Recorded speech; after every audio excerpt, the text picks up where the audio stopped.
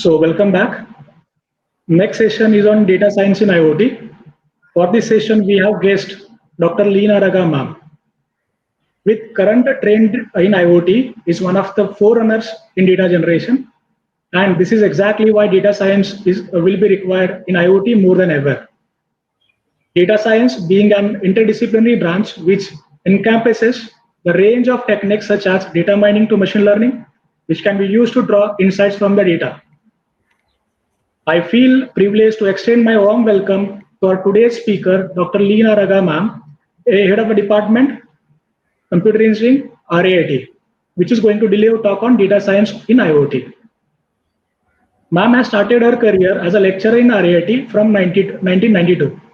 It has been 28 years over. She is a part of this institute and has contributed immensely to the growth of system. She did her post-graduation in computer science and engineering under BITS Pilani and PhD in engineering and technology from SNDT University, Mumbai. Since 2012, she is heading the department and is steering the system towards fast growth. She is also dean and holds the responsibility of academics and planning. She is also as a board of study members for University of Mumbai. Her research domains includes pattern recognition, natural language processing, and data science.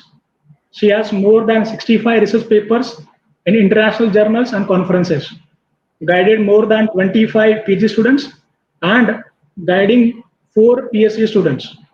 She has reviewed various research papers and chaired sessions in many international conferences. We are glad to have Leena ma'am with us today. I welcome and invite Dr. Leena ma'am to start with session. Over to you, ma'am. Thank you, Gaurav sir. I'll share the screen. Yeah, ma'am. Please share.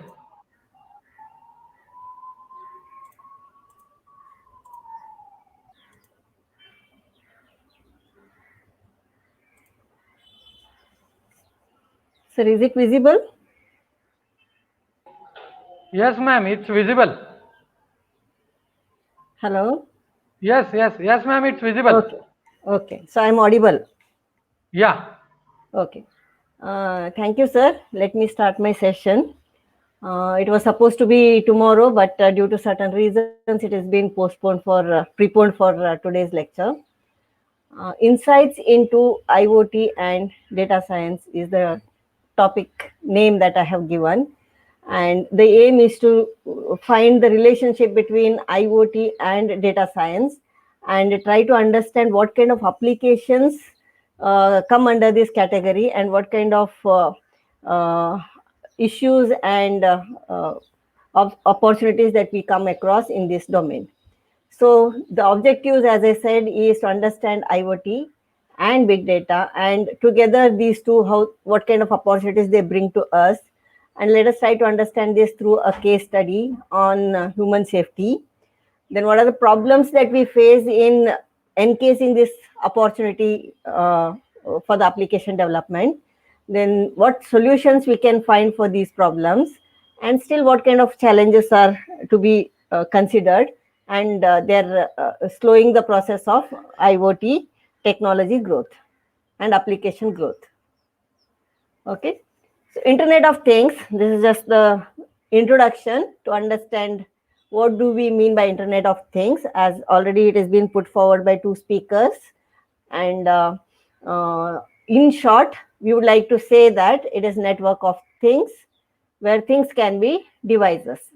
At this stage, we are talking thing as a device. Let us go further and talk about what it further can be. What is this device is? It is an embedded device, an electronic device, which can hold software, which can also have the sensing possibilities, and it can also have a technology for the network connectivity. And this network of things, wherein network is the integration of such devices, which integrates these physical world devices and the computer-based systems. So wherein the kind of information that is getting collected through the sensors or maybe processed through the software passed through the network can be again further considered at the computer systems for making certain decision or analysis.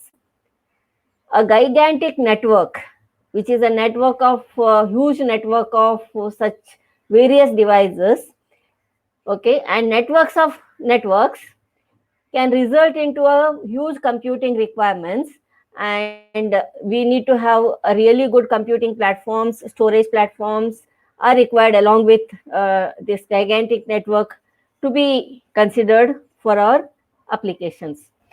And it can also have the users as part of it because they are the end users of all these solutions. Evolution of IoT. Around 2000, we should say that IoT came into existence in the form of tagging, wherein every device, every non-living item, I should call it as an item, started talking about its existence through RFID or through barcodes or QR codes, Bluetooth, and even the pictures and documents started talking themselves about their existence and about their authenticity in using digital watermarking. This is identification mark to track the data of things. Now, slowly, when this particular field started giving its results and it became a revenue generation model with respect to different applications who used these technologies, the technology of IoT slowly moved further towards sensors, wherein they started catching the feelings. Feelings is the way to collect and process the data to detect the changes in the physical status of the things, like pressure, temperature, accelerometer, velocity, CCTV inputs. So these were all the different sensors which were used, and there was a need for doing this so that we can move ahead further with the next level, that is identifying the feeling of a particular object. Okay, and further evolution in this domain resulted into enhancing the technology around creating the thinking power to these devices. Okay, this is where the huge computational power requirement came in terms of memory as well as processing, and distributed processing came into picture. Data science came into picture, so that the data should make a lot of sense to us now automatically. And AI also came into picture because AI means artificial intelligence, with all the technologies of machine learning, soft computing, and maybe deep learning now all came into existence in this domain, so that the smart thinking capability can be added to this domain of Internet of Things. And further evolution, and I should say that it is all in parallel with the thinking evolution, where a shrinking of the device size started happening with respect to nanotechnology growth. And this is to create the miniature devices. And these miniature devices doesn't mean that they'll not have the power. They have immense capabilities of connecting to the internet, connect and interact with the external world. And also they are capable of handling to certain extent the thinking capabilities and feeling capabilities. And these devices are supposed to be very power efficient, smart and fast devices. And this is where we are trying to move towards, and these technologies are the ones which are our future IoT technologies. Now, what is our aim is the potential of IoT should be exploited. And that means we want to unlock the power of IoT in terms of improved performance at a reduced cost by creating innovative services which will help you in generating the revenue. Okay, and this is all about the potential of IoT to be unlocked. Now, in the whole process, let us first try to understand how is the growth of this is happening. One way you understood it. Now, in the second way, with respect to the applications, let us try to understand how this growth roadmap of the technology development of IoT is happening. As I said, it started around 2000. Okay, and started with the supply chain helping solutions like tax and which really helped in expediting the logistic activities and also prevented a lot of loss. So because of the cost efficient models that came out with these RFID tag facilities and other tags which we just discussed, it led us to a second generation of applications which were surveillance, security, healthcare, transport, and so on. These domains came into existence, and these we call them as vertical market applications. And you know very well where we stand. We have now CCTV cameras everywhere, every society, every road, every park, everywhere we have these surveillance systems to ensure that there is a security around us. And also a lot of other fields explored during this time. Now further moving, we have geological signals becoming more prominent and resulted into many devices which helped us in locating ourselves, locating the people, locating the objects, and so on. This resulted into ubiquitous positioning. So I'm able to identify myself with respect to a proper location with a good accuracy. This is where we moved into. Why this is required? It is required because certain applications need your position and your location to be tracked of. Furthermore, the technology growth moved into teleoperations and telepresence. In the sense, remotely you can operate, you can remotely be present, and this is an ability to monitor and control the distant objects. Okay, and this is where we moved into. And this is nothing but a level wherein we have miniaturization came into picture, power efficient electronic solutions, and with available frequency spectrum, the communication should happen and should be able to communicate and control the distance objects. This is where we entered into a physical world of web of things, and we wanted our controlling of the objects happen remotely.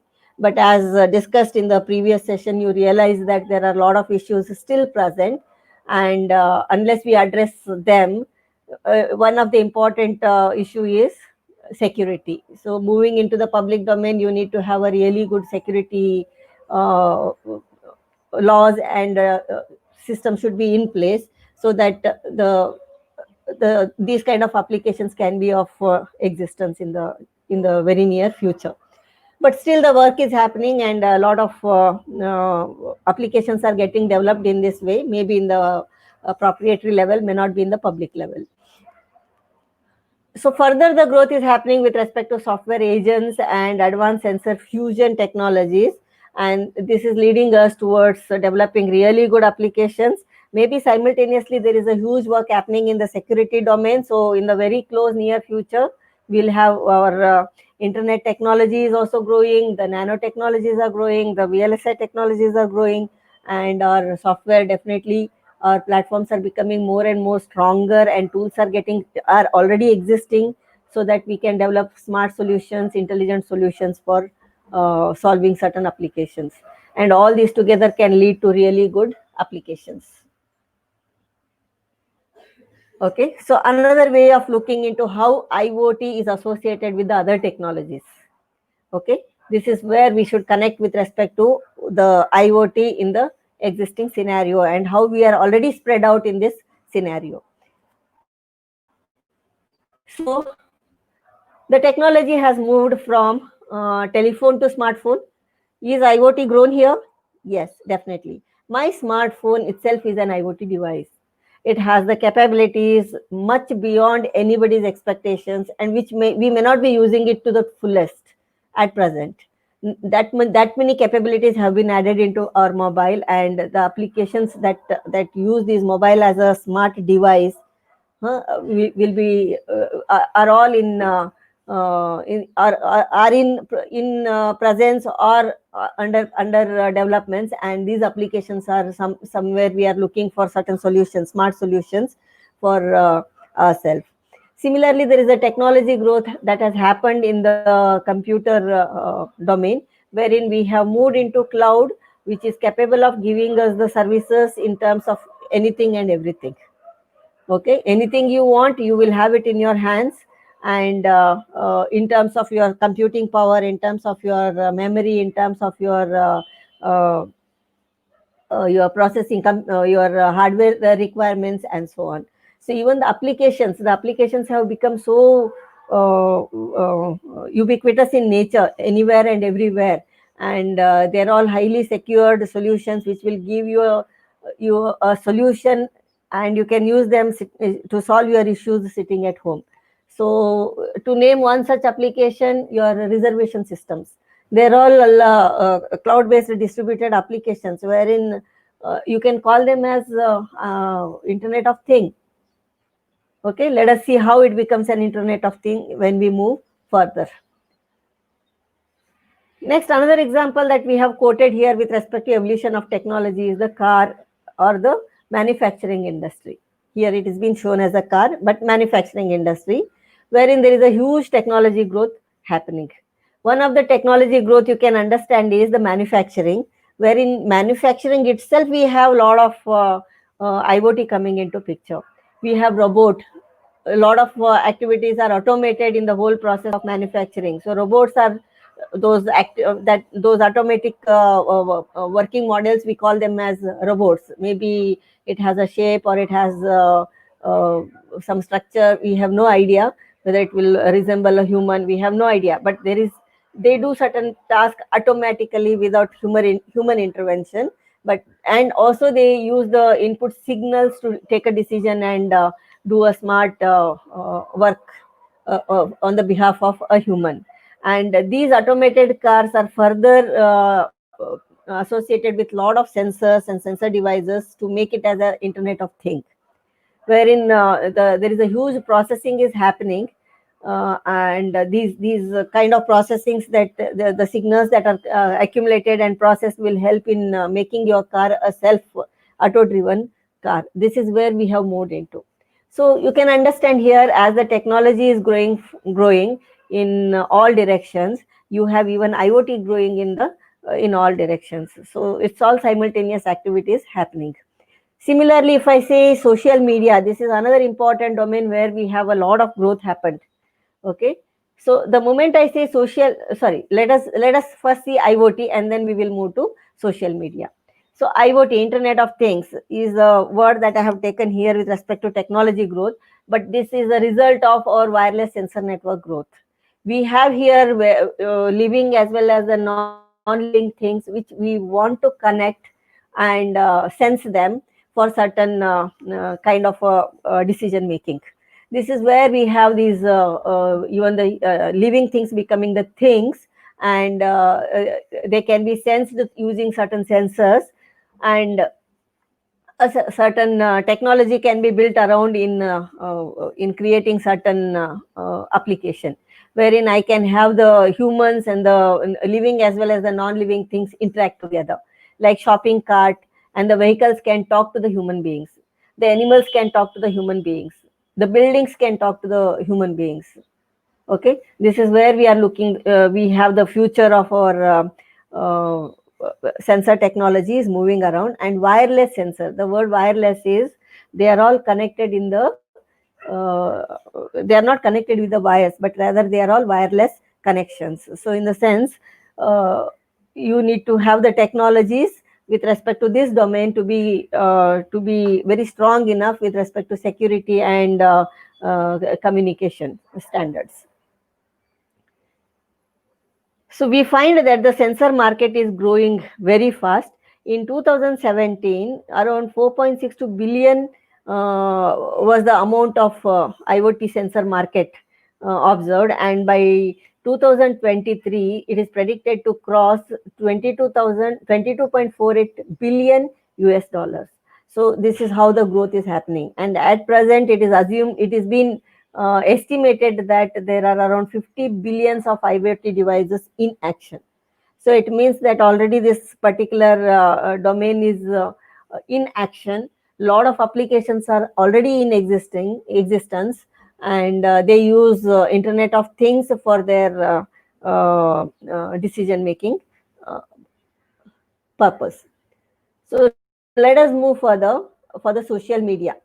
And as the communication platforms started growing, we have these e-platforms which came into existence, and they are used in such a huge by such a huge population that in a minute you have these many kind of likes of Facebook. Okay, 4 million likes of Facebook, and 2 million photographs, 3 millions of tweets on the Instagram. Okay, and these many kind of uh, interactions happening in the social media. Now, can these different social medias, are they things? Can I call them as things? Think here whether these Instagram, can it become a thing for me? Facebook, can it become a thing for me? Twitter, can it become a thing for me? This is the question that I'm putting to you. Can it become a thing for me so that I can work on these medias and make my internet of these things so that I can create certain applications? This is already happening. Okay, so if I want to write an application, simple application of sentiment analysis on a certain product. So because the information regarding this product may be placed in these multiple platforms like Instagram, Facebook, and Twitter, I should be able to extract the information from all these three platforms and understand the sentiment analysis of that particular item. Okay, so it means that I am sensing these platforms, I am extracting the data from these platforms, I'm working on that particular data to analyze certain factor, that is sentiment of a particular item. Okay, so understanding now where my thing is these software platforms have become thing for me now. Similarly, if I move further to e-businesses, because of this internet era and the technology growth, the computer software development growth has happened tremendously around these platforms. We have a huge amount of data getting generated with different business applications which are e-businesses, in the sense they are present in the electronic media, like retail, insurance, transportation, government, banking, and so on. Okay, so they are all generating a huge volume of data. But is a data generated by one system is of some use to the another system? Are there any interactions happening between them? Are these different organizations, e-businesses themselves, are the things for me? Yes, they are. The retail business is connected with the banking. It is also connected with the insurance. It is also connected with the transportation system. It is also connected with the government for the laws and governing conditions. It is also connected with the education system, healthcare system. Okay, for its application. So now when you have these different businesses themselves connected to each other, you have again internet of things happening here. So it means that your application has also become a thing for you. Okay, there also I said an application with respect to social media as a thing. Here also I am telling an application as a thing. So it means that my thing can be anything. So that is why we call it now as internet of everything. So thing is gone era, and now we call it as internet of everything.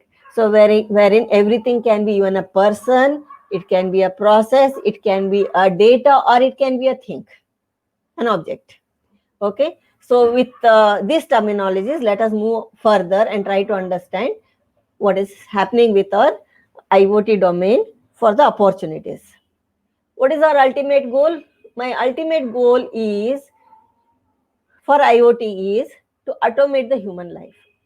So in the sense, anything that I want to do, I want it to be automated. That is where my expectation goes as a human. Then what about opportunities? There is no limit to my opportunities because it is beyond, it goes with my imagination. Okay, that is why it is left to your imagination. The opportunities are left to your imaginations. Initially, we thought that the opportunities are lying at certain places where there is a monotonous batch processing activities happening. Like as I said, manufacturing industry, there is a sequence of operations happen one after the other, and that process continues for every product that you are generating. So that is where you want certain robotic activities which will replace the humans and will do a better job rather than a human, because there is a less probability, very less probability of errors through robots in comparison to the human doing that same task. Secondly, because it is a robot doing the task, there is a huge cost saving. Secondly, there is a time saving, and even the perfection. To the extent of the perfection is another important reason why these automations are happening. So Internet of Thing is part of this robot now. A robot itself is an Internet of Thing. Okay, because it has a lot of sensors, lot of commands it is taking as input through different sensors, different users, different people, okay, different sources, and based on those things it is taking a decision and doing certain things. Maybe in the monotonous batch processing, these are all already pre-decided, so there is nothing that there is a dynamic change required in these batch processing activities. So they keep doing the task what is being pre-decided, and it continues. Okay, so this is where we have these automations happening. Second position where we thought that there is a need for these IoTs is the dangerous jobs. Where there is a danger, there those jobs can be replaced with these robots which can do the job of a human. Okay, then real-time monitoring applications. So where there is a huge volume of data and that need to be looked into for certain understanding. So that is where the application started moving, that it becomes too heavy or a too time consuming task for a human to do himself or herself. They shifted this job to a Internet of Things domain. Then came another domain wherein there is a huge volume of data and it needs to be visualized. Because the data is very large, human cannot visualize it in a very in real time. We should use the word real time because we need it as fast as possible. Otherwise, that visualization will not have any meaning to us after certain time. And these were some applications wherein we thought that there is a need for these kind of IoT applications. But it has moved further, as I showed that roadmap. You should have realized there that we have moved further from these levels and we have moved into real-time, quick and efficient decision-making requirements. And all those applications where these real-time, quick and efficient decisions are required, we have these technologies to be brought into. If there is a human intervention, then definitely they're going to be a time consuming. But if I have an IoT brought into the picture there to feed the data that need to be given by a human, then the applications will be very quick, and in real time they are going to give us the results. And these applications are moving towards giving the improved lifestyle to the human, providing the safety to the human, to the animals, and so on. Okay, to the nature, to be important, one more factor we should add, even to the nature, providing safety to the nature. Okay, so let's move further to understand one case study. And the case study that I have to consider here is home surveillance. You can see here this diagram has nearly 6 balls. And each ball is talking about what we need as a facility with respect to a home. We need a facility for kids monitoring. If we are assuming that the family is consisting of kids, the earning members, and the elderly people to be looked after, and even maybe the family has certain animals present, and they are living in a really good building, and they need a lot of safety and security features to be in position for their good lifestyle. So with respect to this, we will see what kind of services one may expect here. One is kids monitoring, because the people who are the earning members are outside for majority of the time, and the kids need to be monitored in the right way. With respect to detecting deviations in daily activities, whether there is a nanny doing her job in the right way, whether they are back from the school, or whether their health is intact or not, if the kid is under and with any health issues, then you can monitor that remotely also. Okay, with respect to elderly people, we need to maybe manage their safety in terms of detection of their fall, detecting whether their daily activities are normal or not, whether they have their health proper or not, whether there is any lack of movements with them with respect to their daily day-to-day activities. Okay, so then when it comes with respect to animals, we may be talking with respect to whether they are within their perimeter or not, whether the animal is indoor or outdoor. Okay, whether there is a whether their activities are also getting deviated, whether there is any health issues with them or lack of movements and so on. So they are just like kids or elderly people, those same things we may have to monitor with respect to animals also. Apart from these we may also have to monitor the non-living things like waterlogging issues. They should not happen. So if it should not happen, then I should have a IoT based monitoring system wherein waterlogging problems can be minimized, fire detection can be done so that fire problem can be prevented. Okay, disaster detection, lift failure issues, and the electricity usage issues, all those things can be smartly managed using IoT facilities.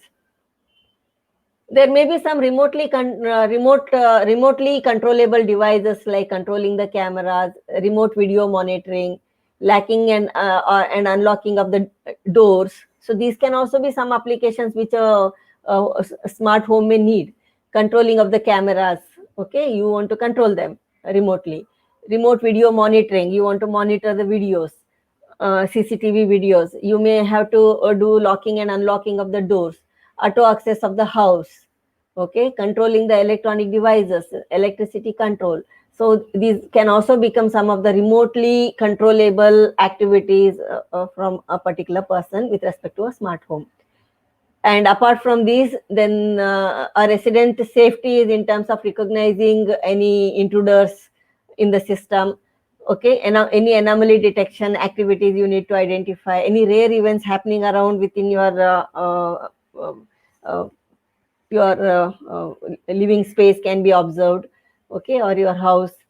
Action recognition of criminal activities can also be carried out.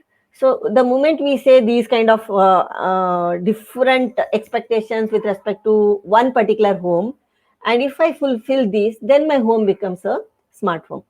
Okay, smart home is only not monitoring the kids or elderly people. Smart home is monitoring, is easing our life through all these different issues that I may face in my day-to-day activities. So surveillance for giving a smart home is what is the topic here. Now, if to make one home a smart home, imagine what are my expectations. Okay, my expectations, if you see here, they are huge in number. Okay, how do I make my home a smart home? Definitely IoT.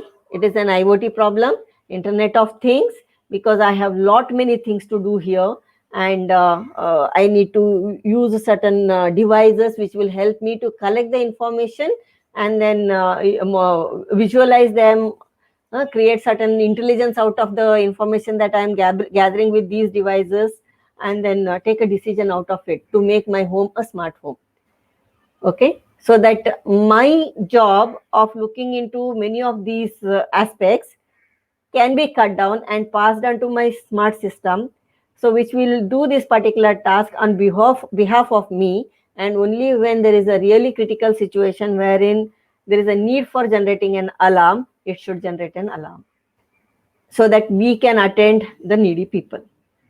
Okay, this is where we have to move further. Now let us look into only one small job that is listed in the smart home system, wherein elder person monitoring we want to do. Okay. Now here, what is the monitoring? I have already mentioned that we want to monitor the fall of a person or any activity deviations, health condition, their lack of movements, or any intruder danger to their life. Okay, so you have one person who is my center in the center here, whose safety we are concerned here, and for his safety I want to have an automated system. Okay, so where is my things here? My things are the ones which will collect a lot of information around this person and give to me. Okay, so that is where I call them as things. The things can be here audio, it can be smart CCTV camera, it can be a smart watch put on a particular person's wrist, it can be a smartphone which the person is carrying for his day-to-day activities. Okay, so these devices can become things for me to make a surveillance or a safety system for a particular person, whom here we would like to call as an elderly person. Okay, so with respect to the devices that I mentioned, smartphone is one of that device. See the number of this is the latest model of the smartphone, which comes with so many different sensors. So many different sensors. It has imaging capabilities, video capabilities, it has a GPS sensor, it has ambient light sensor, proximity sensor, accelerometer, humidity sensor, and so on. It has even temperature sensor, pressure sensor, fingerprint sensor, magnetometer, gyroscope, touch sensor, microphone. What else we need? So many different sensors in our hand, and how much we have explored these sensors for our own benefits. Okay, some of these sensors will also help me how much steps I have taken. Some of these sensors will also help me if I fall down, or my body movement is good, sufficient, not good. Okay, or is it a very lazy day for me? It can talk about my pressure, it can talk about my um, my retina status and so on. Okay, a lot of things are possible. Similarly, if I have a wristwatch, I can use this smartwatch for my blood pressure monitoring, heart rate, sleep tracker. It can be a sleep tracker for me. Okay, whether I'm able to have a proper sleep or not, or if I have a proper sleep, then whether that sleep is the sound sleep or not. So to monitor all these things, you have these smartwatches in existence now. It is also a step tracker. It can even give me social media access. As I said, social media is also another thing for me. So my activities, my presence in the social media, how active I am, is also another important parameter for me to understand about the elderly person's lifestyle, okay, and health conditions. Even the calls that are made by the people, okay, will make a lot of sense to us. The voice, the quality of the voice, okay, and the tone of the voice, those are also other parameters which will help us in understanding the health of a person. That is why we have another parameter added in the system which we call as audio analyzer. Audio analyzer is also another important parameter. The reason is the voice also communicates a lot of things, whether the health condition of a person is communicated really well by the voice, and even the images, videos, with respect to his face, his expressions, okay, and the facial health conditions. Okay, you can even recognize the gestures made by the person, and so on. So now in the market, as we said, IoT market, in the health domain also, there are a lot of devices available in the market already.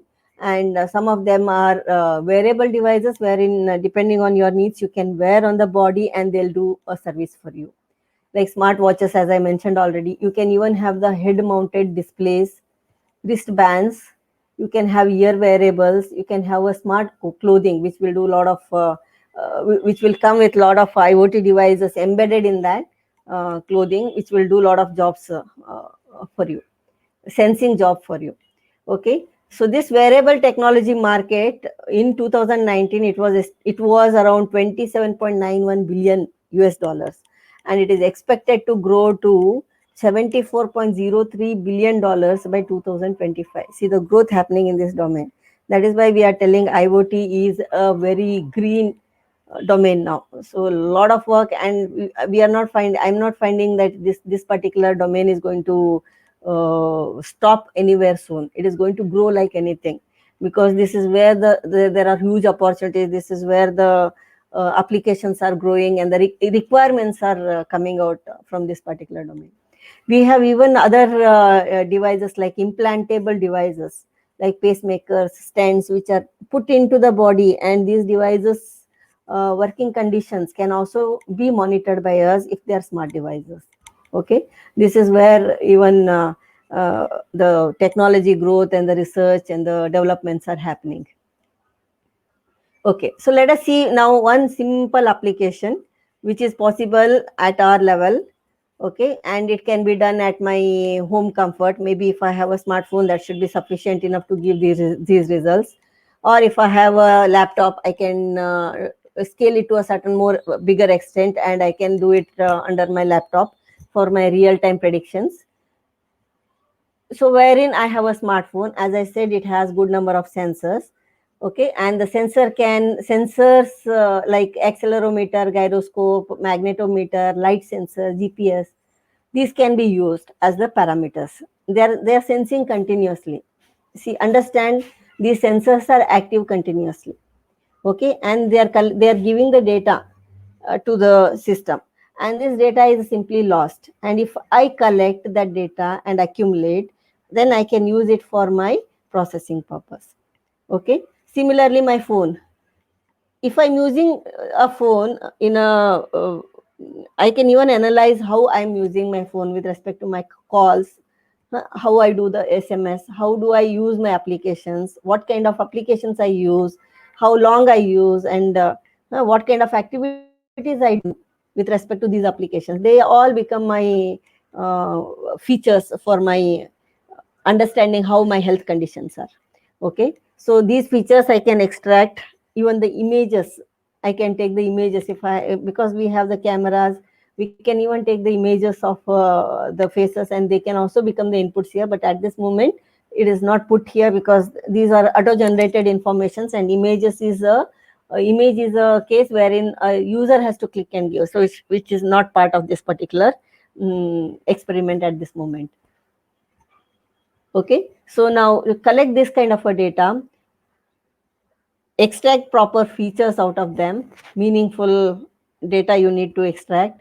Okay, some things which are maybe redundant data, maybe not not recognized or not sensed in the right way, so loss of values and things like that. A lot of cleaning you need to do, and then extract a proper valuable features out of this input parameters, and then train your system to create a knowledge base for your classification. Okay, and once you have this classification model ready, then your testing is possible. So this classification model will help me to test my day-to-day, will collect my day-to-day activities through the same sensors, and it will monitor my phone usage and extract the similar features as it extracted during the training stage for the testing purpose. And this data, which is extracted for testing, may be done periodically, because it is not required to be done every time this census data is created. It can be done once in a day, or once maybe twice in a day, or thrice in a day, and so on. And this data, depending on what kind of parameters we are trying to monitor and when it has to be monitored, so accordingly you can activate those activities. Okay, so now when this test data is fed to the classification model, because it is already trained, it has a knowledge to understand what this test data is and what it means. So accordingly, it should now tell me whether it is an activity of daily living monitoring, or it is a joint health monitoring, or sleep monitoring, or fall detection. So accordingly, it should tell the status of these monitorings. If the classification is related to ADL monitoring, it should tell me what is my activity of daily living, whether it is normal or abnormal. Let us consider only two cases. Otherwise, you can have multi-level decision making also. But binary, at this moment, let us consider binary. So ADL monitoring, in the sense activity of daily living, whether it is normal, abnormal. Joint health monitoring, is it normal or abnormal? Whether you are able to sit, you are able to get up, you are able to stand, run, walk, whether your body language is normal, is nothing but a joint health monitoring. So can be done through your sensors. Even the call log, your voice can also tell me whether your joints are healthy or not. If you are not healthy, your whenever you talk, you will use those certain tones which will tell that you are in pain. So those things will help here in identifying whether your joint health is proper or not. Even sleep monitoring, this can be activated in the night. So what I'm trying to say is, one classification model cannot help here in taking a decision with respect to many of these. Okay, sleep monitoring, even this can be with respect to the same sensors, but it is required to be done in the night when I sleep. Okay, whether my sleep is proper or not, what I have to look into will change depending on what I want to monitor. Okay, I don't, for the sleep monitoring, I don't have to do a phone usage monitoring. Okay, so that is where the differences come. So we need to, suppose I want a really good accuracy with respect to what I want to monitor, we need to have that model well trained, okay, with a really good feature sets, so that my decisions which are happening at the real time will be good.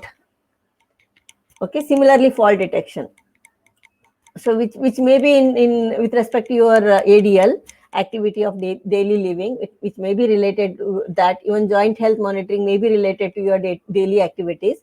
Okay, but there is a difference between ADL, joint health, and fall detection. Okay, so if I have to understand that something is a fall, my model should be able to understand that it is a fall. So it means that I have to train my model for fall detection. If it is joint health monitoring, I have to train it for catching up that there is a joint health issue. Okay, so it means that we need to have different classification models for recognizing these different health conditions. So maybe you can understand now the volume of work that is going to happen in your building a smart application. Okay, so it's not an easy task, and you have a lot of data requirement. Because of that, you have a lot of memory requirements. Your classification models are very complex in nature. They take their own enough time for training purpose. They need a really good computational power for their task. Okay, so keep this in mind, because we need this in the next stage. Okay, so now this is our next stage. With respect to that diagram, you should understand that we had only few inputs from the smartphone, which really helped us in taking a decision. Okay, so now in this case, you can understand, you can see here that we mentioned in the previous diagram that we have four different sensors, using which we will be able to monitor a person. Wherein CCTV was one, audio was another one, smartwatch was third one, and the phone was fourth one. Now, with respect to this, if I'm looking for very few things, I'm not talking about the different health issues that we have discussed here. This is one. This is see, these are some kind of looking into a health monitoring. Okay, and if you see here, I have not mentioned anywhere health, but rather I am looking into here whether the person is normal behavior or any posture change happening, or there is no motion, or there is an introduction. Understand? Few things we have considered here in the system. And if I have to look with respect to these things, now suppose I rely only on one input, one Internet of Things. That is, suppose I say that I'm relying on the smartwatch.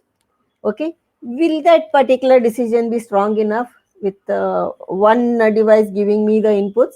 There may be a possibility that for some of the activities, like I might have fallen down, so I went into panic. Or I might have seen some movie scene, then I went into panic. Okay, so I might have seen certain item in the house, maybe lizard, then I went into panic. So those things are also going to happen and may give a wrong signal. And with those wrong signals, my decisions should not be wrong. So that is why there is a need for having multiple sensors, which will give the similar kind of data, so that they can cumulatively help in taking a decision. So that is why smartwatch and smartphone together can help here in doing the same thing. Okay, similarly, audio and CCTV can also add their inputs here. Okay, so normal, whether the behavior is normal or not, can be recognized by from all of them. Okay, all these sensors can recognize whether your body language is normal or not, whether your posture is abnormal, in the sense whether you are standing, you are fallen down, or you are sitting. Is that sitting normal, or it is an abnormal sitting? So those things, those we call as a posture. So those are normal or abnormal. So that is where the issues start coming. So those things can be identified through CCTV inputs. Maybe a watch can also help in a certain extent to understand whether there is a panic condition. So can be combined with respect to abnormal and panic together to make your issues to be justified further, which you have observed in the CCTV. Even your phone can also support there with respect to abnormal use. If the phone also falls down, maybe it will give certain hints with respect to its sensors that there is something wrong happened. Okay, and even your watch can give certain wrong signals with respect to its body signals, which are varying with respect to panic or abnormal. Okay, so when many of these things give different different devices give similar hints, then there is a possibility of taking a final decision. But can we take a final decision with respect to one set of observations or one observation of my inputs? Because it is a continuous monitoring. You have depending on the number of frames per second, you have CCTV inputs arriving to your monitoring system, and also your audio per second. So much of input signals are incoming, and you need to work upon that. So whether you can do that with respect to only one, no, we need to take a decision based on certain period of observation. Okay, so that is what is your next part here. So with respect to any of these operations that you would like to do with all these different sensors, you need to look for a certain period of time, whether that within that observation time, whether there is any normal activity happening. If yes, normal activity happening, then I don't have to do anything. I can simply continue my activities. Okay. And if there is any abnormality observed, then I need to look it for a certain time period, some threshold value T. And if this threshold value is crossed, if it is not crossed, then I am going to repeat my process of looking into my information further, which I have received again freshly, to strengthen my decision making. So every time I'll be continuing my decision making, and I will go on strengthening my decision making decision based on the next frames inputs, next set of inputs that I am receiving in my system. And once my threshold is reached, it means that I have given enough time, maybe 5 minutes, 10 minutes. Okay, depending on the kind of situation, you can set these things differently. That is why it's a decision making system independent of all these tasks. So it means for every task I need to have a system designed. Okay, so now that decision maker can help me here in taking a decision. Maybe I'll generate an alarm. Okay, so if I generate an alarm, then that alarm has to be responded by somebody. Okay, if not, then again I need to work upon and generate an alarm, maybe in a small time period, because there is a possibility that whether I press an alarm or not, I may have to look for this alarm, regeneration of the alarm, because the situation is still continuing, then the alarm has to be further raised. So that process can continue further. And if the alarm is raised, then there has to be some manual work to be initiated in the form of action. Let us see this part also in the coming slides, how we can move further. Okay, so now I talked about only elderly person, that too with few activities of the elderly person, and the amount of work, smart system development that is expected around giving the solution is what I have presented here. Now, if that much of the work happening, is it possible to be done in a small Arduino board? Is it possible? Is that sufficient enough to give you computational power and memory to hold the data and work upon? It's not possible. So you need to move further with a better computational requirements. Maybe you may have to have a laptop wherein you can customize it for your needs, but many of the people will not be having these kind of facilities, and they don't want to have that burden on themselves of monitoring, of managing the resources. So in such cases, generally there will be huge applications developed, and you have to enroll in those applications, and they'll give you services, okay, with respect to this. And that is where the issues are, wherein we still don't have the standards which will help us in building those level applications. Okay, so we'll move to that point too. And when we are thinking about giving these many solutions, okay, all these different solutions to make it as a smart home, so it means that every application's data collection is very large, okay, data accumulation is very large, and also there is a huge computational requirement with respect to every activity justification, okay, to ensure that it is really the same issue. Okay. Now, with respect to home surveillance, as I mentioned, so many things we need to do to make it as a smart home, smart safe home, smart safe home. In that case, we need to build a framework for home surveillance. Okay. Definitely, the first important component that is required is privacy and security. As we know, we should not compromise on the privacy of a particular person. It has to be a top secret in our system. Okay, but still we have to ensure when there is a need, we are supposed to give the hand to them as if we know everything that is happening in the system. Okay, this is how these solutions should be. That is the reason why these kind of solutions are still not in existence, and this is where the work has to happen. Now question comes, can we give the privacy to this extent? Yes, it is possible. You are already using certain applications wherein you have this level of privacy maintained. So simple example is your Google.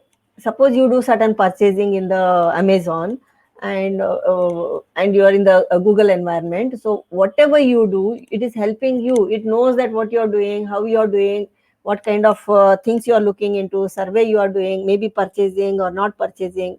Okay, all your interests, your movements, your interacting people, everything it is monitoring, and it is helping you. It is around you to help you at every stage, assist you rather than help. I should call it as assist. It will help. It will assist you in making your application usage.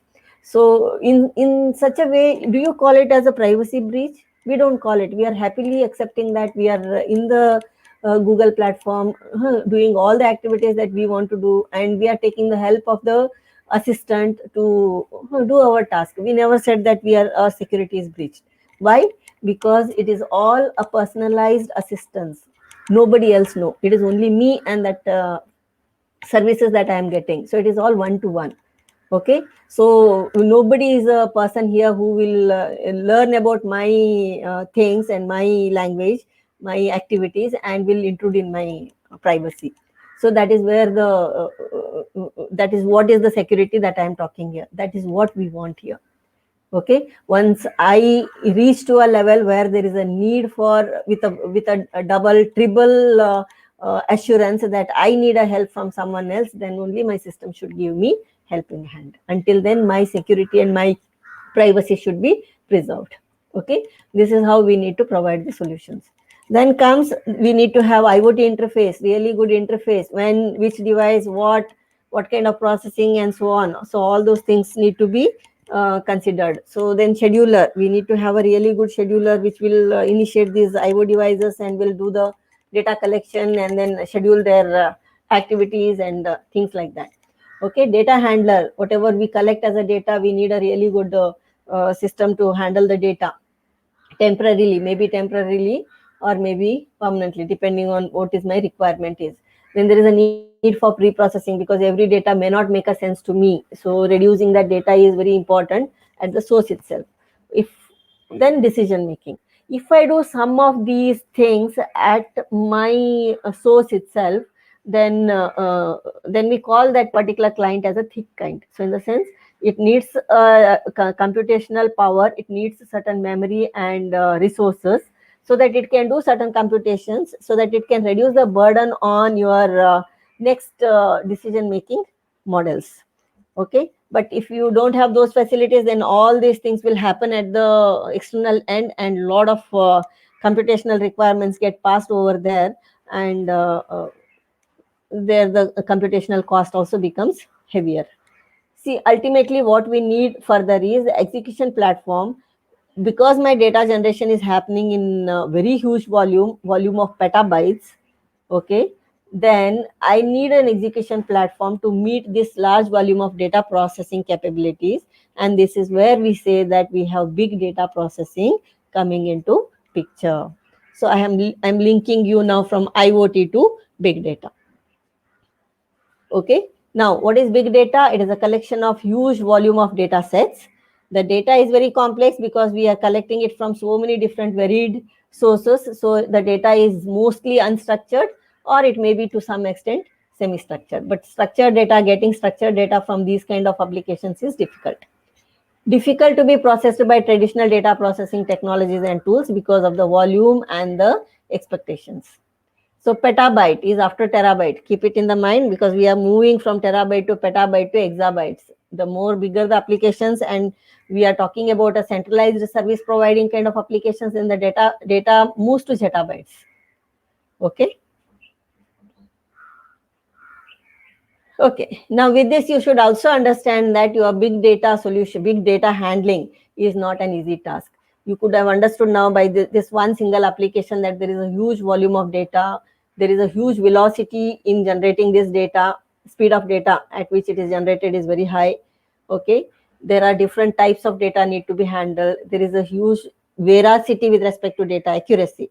Maybe certain signals are not recorded in the right way, and they may give a totally false signals at certain times. Okay, so that is also possible. So such veracity we need to handle. Okay, then from all these things we should extract the useful data, and that should be made used in our decision making. So value. So all these things are part of my analytics, big data handling with respect to data. Then comes our smart technologies and classification technologies, visualization technologies, and so on. Okay, so if I add many more V's like validity, variability, venue, vocabulary, vagueness, my complexity of my data science problem becomes more and more. Okay, so we'll not get into this data science much. So if required, all these are available theoretically in the books. Now, once we realize that we have an opportunity, but we are also facing the problems, and we are not talking about the problems that are not in our hands. The ones which are in our hands are with respect to storage, complex data, and processing the data faster. So computational time. Okay. Now, if I solve these problems, then I'll be able to at least approach solving these problems. So one of the best solution that is offered is Hadoop as a solution. Hadoop is a framework, and that gives us storage facility to store my large volume of data sets in distributed fashion. And it also gives me a processing facility wherein it will help me to process my data in parallel fashion. Okay. HDFS and MapReduce. These are the two important features which we are going to use. This is how the Hadoop framework is, wherein if I use HDFS and MapReduce, it also gives me other facilities to manage my distributed environment automatically, and that burden is taken by this framework. It gives me a coordination, workflow and scheduling, management and monitoring, and data integration, and many other software tools also, which I can use from this framework itself, like scripting, machine learning, query, NoSQL database, and so on. These I can use from this platform itself. And using all these integrated things, it will help me in executing my large volume of data with respect to the way I want my algorithm to be executed on this data in the distributed environment. Okay. And because it is a open source framework, Apache Software Foundation has given us this Hadoop software library. It allows us to use other tools and technologies also, which are open source in the market. Like I can integrate Hadoop with Python, wherein I can use all the rich libraries of Python with respect to machine learning, neural network, data manipulation, and so on with Hadoop platform. I can even integrate Java coding with Hadoop. I can integrate R code with Hadoop. With what I am comfortable, I'll be able to write my code and still use my Hadoop platform for execution services. Okay. This is in short, I'm trying to give you the view of it. The general steps that are generally followed in the data analytics are your primary data set, which is further stored in the distributed manner and reduced with respect to all unwanted data scrapping, and wanted data is further converted into a structural form where it makes some sense to us, and then it is used in the clustering or classification for either visualization or decision making. Okay, so the data is what we are talking here is from the IoT devices, and this is where my end result will be with respect to the data. Okay, so this all thing not without security does not make any sense. So security has to be, because it is a distributed environment beyond my home computer to the public domain and to the cloud space, we need to have a really good security in place. Cyber security to system security to network security to information security, all these are required in this kind of security, this kind of applications. Okay, so let us move further and try to understand a little more detail with respect to other surveillance problems. In these surveillance problems, we are talking about video surveillance, where I have video inputs, and we can use them in my surveillance operations to do some real-time surveillance like intruder alerts, abnormal behavior and understanding, theft happening in the system, fights, violent mob activities, any killing activities, or fire or smoke detection activities, so that we can give a safer environment for the human to live in. So here some of the IoT devices, I am putting here only a few of them, because something that I have in my hand, if I use it, then it is really a good application. So CCTV cameras now almost everywhere we are having, so that should be one of our major source of input. Then smartphone should be our another important source of input. Maybe our fire and smoke detection sensors are very important in certain places where these kind of requirements come, and so on. So if I say road surveillance, I may have to say, I don't want to go in detail into any of these applications. I'm just giving you a glimpse of what kind of IoT applications I may get. I may have to do some traffic management application, vehicle monitoring application, maybe public safety and traffic violations management application. I may have to do road quality control application. So all these are possible through your sensors using CCTV and maybe your mobile. They are the two important sources using which we can do majority of these applications. Okay, so the result justification is with respect to not one mobile, because this is a public road, so there will be majority public using these roads can give an input through their devices. So that is where the justification of your result can happen. Okay, so we'll move to the next one, public places, wherein even in the public spaces like your office or college premises, maybe railway station, airport premises, maybe your parking and mall shop areas and your gardens, there you may have to give certain security features. So these are some of the majorly these can be covered again with CCTV and your mobile cameras. Okay, so IoT is your CCTV and mobile camera. Even the people can become members here, so that depends how we move further. Now, as I said, with respect to my first application, that is giving safety to the elderly people, we said action. At the end, finally, we have to act upon what this action should be and whether there is any automation in that action. Is it like you hear a lot of cases wherein a person is raising an alarm, but to give him a service, we have taken enough time. Okay, to give him a medical attention, we have taken enough time. So there is a golden saying, with golden hour, there is a word called golden hour, which is with respect to the time within which a injured person need to be attended. Okay, so the first 1 hour after an emergency is the most critical period to save the life of an individual. The lag time between the injury and the treatment should ideally be kept to not more than 60 minutes. If it crosses, then the chance of that particular person's survival will reduce below 60%. Okay, so it means that we have already reduced his chance of survival by 40%. In India, it takes more than 40 minutes on an average for any RRDT. What is RRDT? Rapid Response and Dispatch Team to reach, like an ambulance or a fire truck or any other aid reaching to the victim.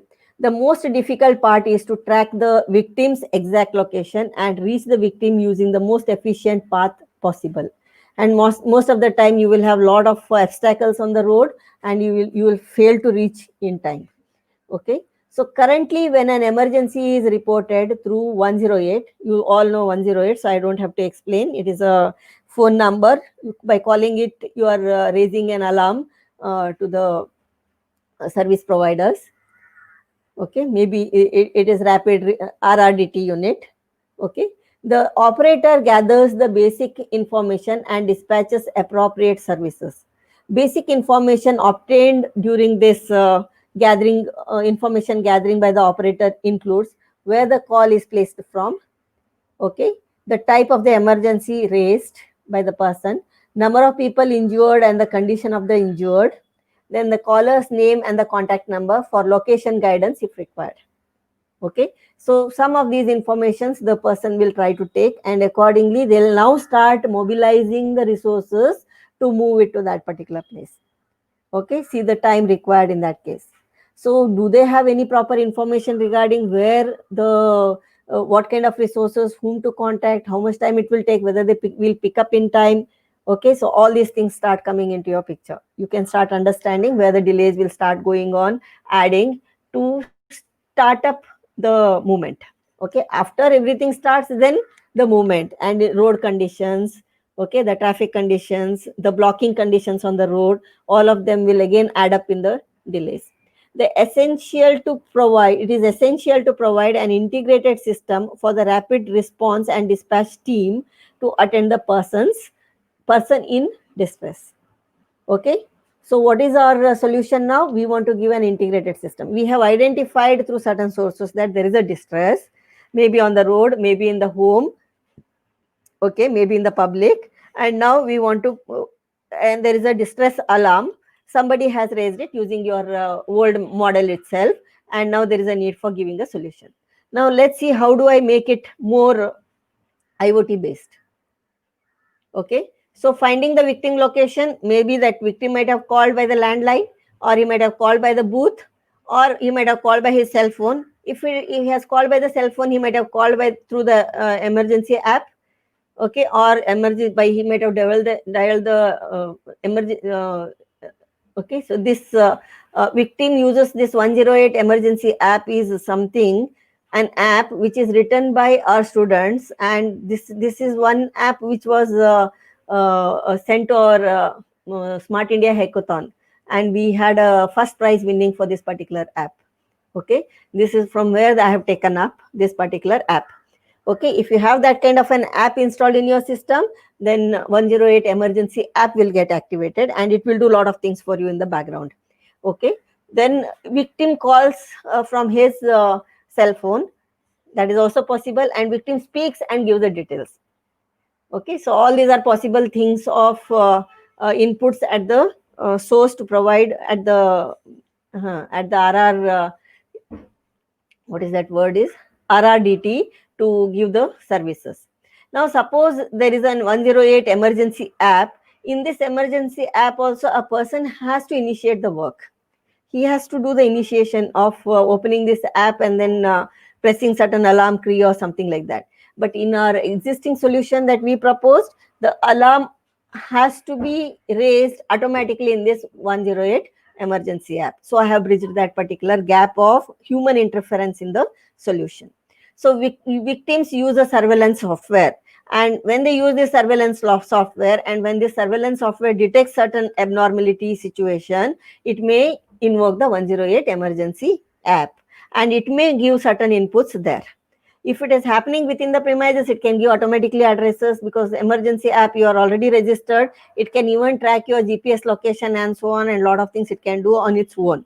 Okay. So, but if it is outside the home and somewhere else it happens, still this emergency app can help, because it is an Android app. So it can help you to track your GPS location of the phone, and it can do, okay, your tracking. And still not possible, then it's like you may place a call and inform. If it's still not possible, then you may go and call through this one SOS booth and so on. Okay, so what is required? And if you are unable to call, maybe somebody who is an onlooker who sees you can call and give the details, and his phone coordinates will tell you where you are. Okay, that is what I would like to convey now at this moment. Now see here, Internet of Things. Now automatically a lot of things should be initiated in the system. Okay, this was the proposal, winning proposal that we had. Okay, we have this RRDT team. We have raised an alarm here. This is a person, okay, who is a victim here, and this particular RRDT team has to now the application integrates all these people: the ambulance, the hospitals, the medical support team, and the police department. Okay, and it has to these departments will integrated in such a way that they'll communicate to each other automatically now.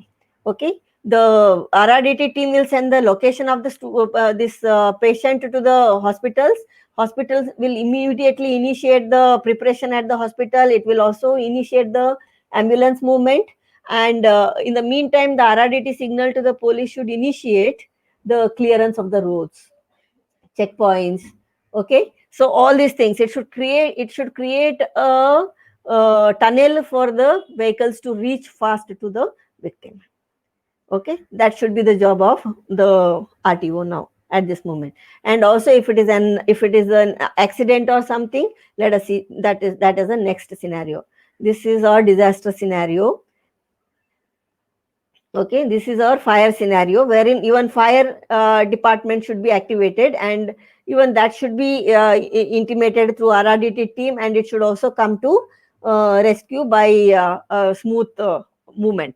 Okay, so we are trying to provide here a solution so that the time to reach should be as minimum as possible. The best possible routes should be told to the victim's place, and it should also tell it should also ensure that that road is free of traffic for the vehicular movement through the RTO.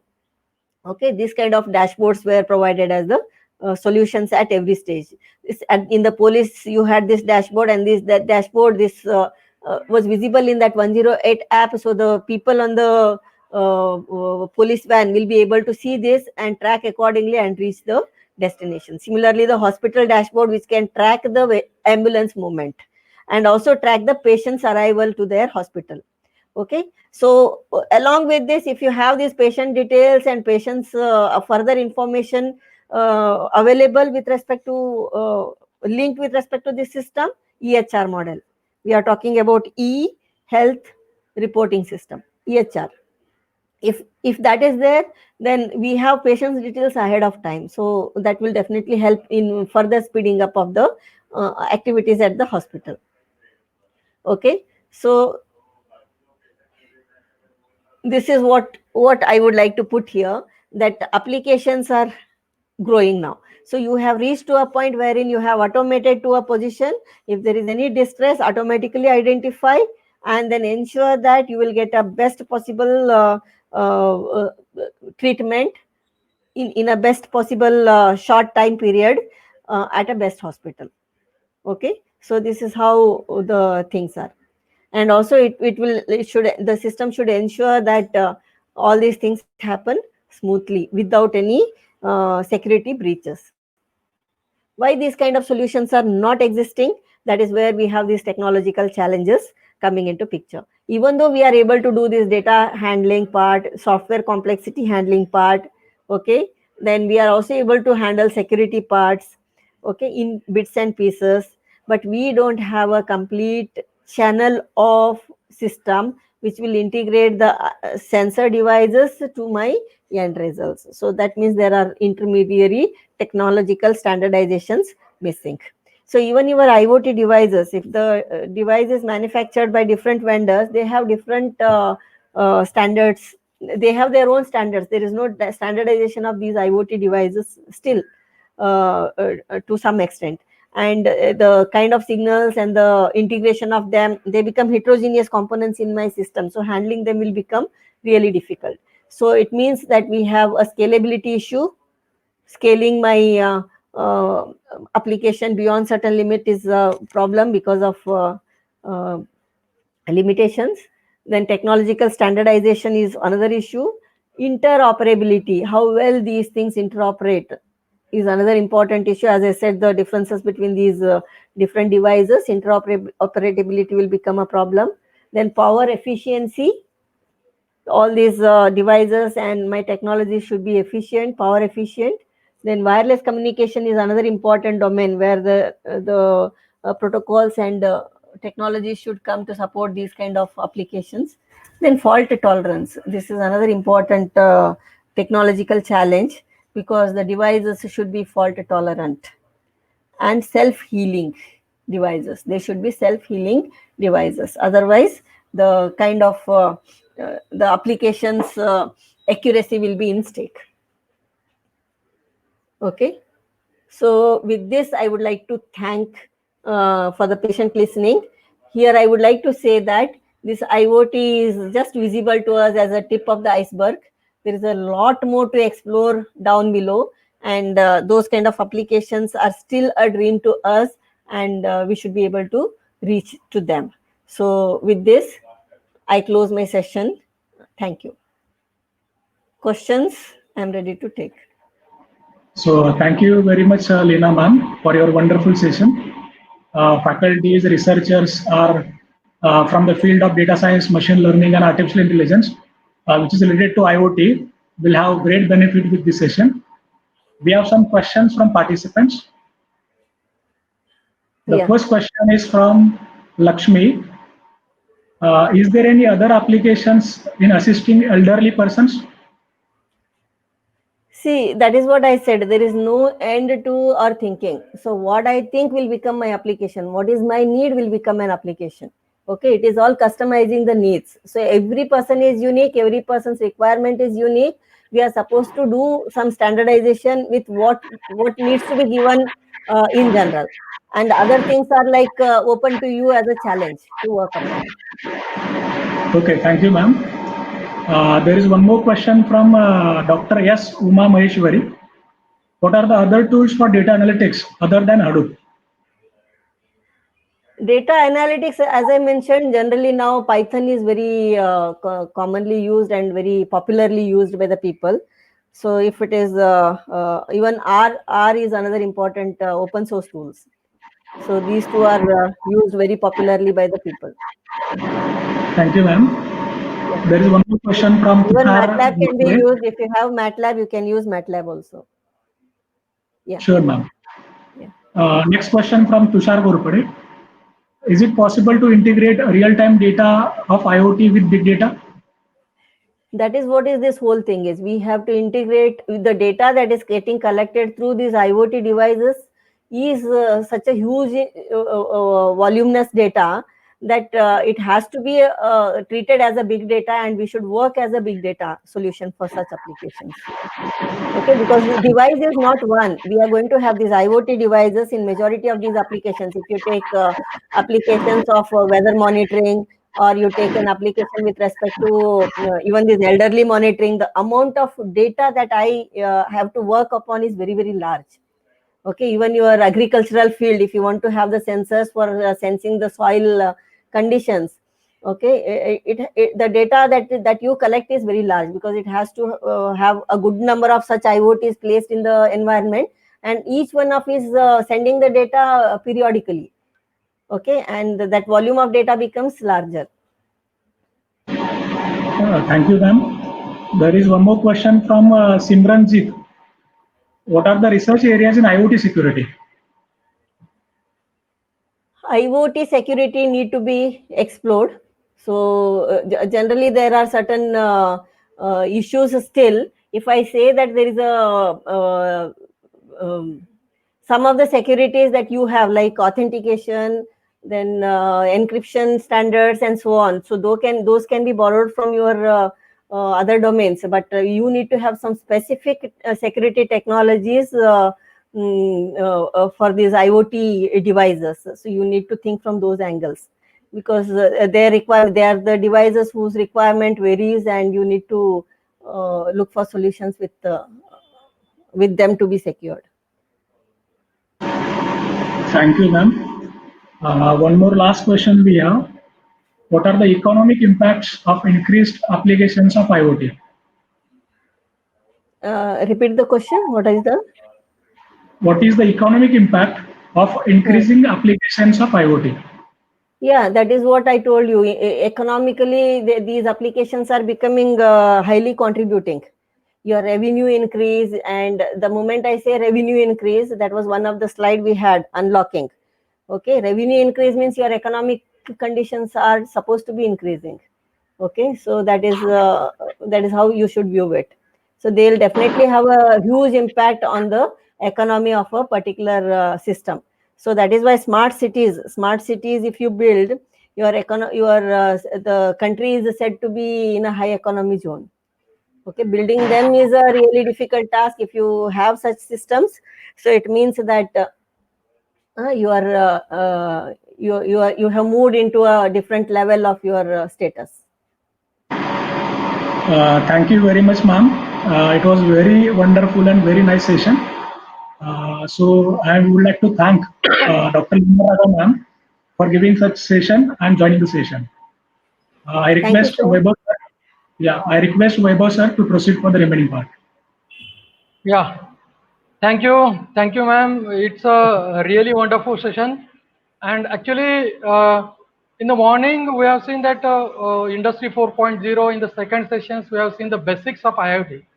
And this is a really different session, that whatever we are working on data in the IoT, and these are integrations, that data, IoT with the data science. That is what the really great inputs we have. Ma'am, we'll just read 2-3 comments, live comments, which we got from this session. So one comment is from the Nilima Marke. Excellent explanation of applications of IoT. Thank you, ma'am. Second comment is from the Pooja Padia, ma'am. Thank you so much for clearing concepts and detailed explanations. Very nice session. One is from Sujata Oak. Excellent insights with a real-time example explained in a simple way to understand. Dr. N.K. Sakhitwal. It's a wonderful session. Thank you, ma'am. Dr. Subhashri, yes, very informative sessions. Thank you, ma'am. Many live comments we got saying that the informative sessions. Thank you, ma'am. Thank you very much. Here we end this third session here. So I request the background team, please end the broadcast. Thank you, sir. Please stop. Yeah, thank you.